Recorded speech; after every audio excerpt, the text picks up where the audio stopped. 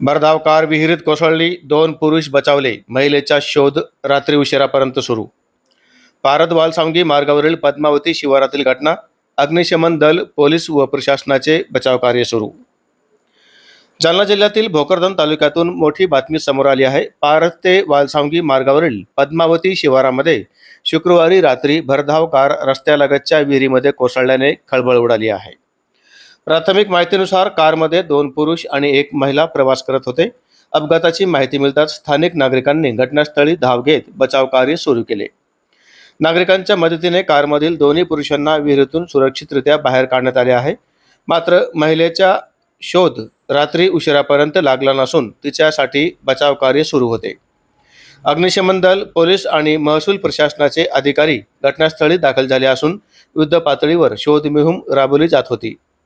कारमधील तिघेही भोकरदन तालुक्यातील धावडा येथील रहिवासी असल्याची प्राथमिक माहिती आहे. भरधाव वेगामुळे चालकाचे नियंत्रण सुटून कार विहिरीत कोसळल्याचा प्राथमिक अंदाज व्यक्त केला जात आहे. मात्र अपघाताचे नेमके कारण अद्याप स्पष्ट झाले नाही. घटनेनंतर परिसरामध्ये मोठी गर्दी झाली असून प्रशासनाकडून नागरिकांना घटनास्थळापासून सुरक्षित अंतर राखण्याचे आवाहन करण्यात येत आहे.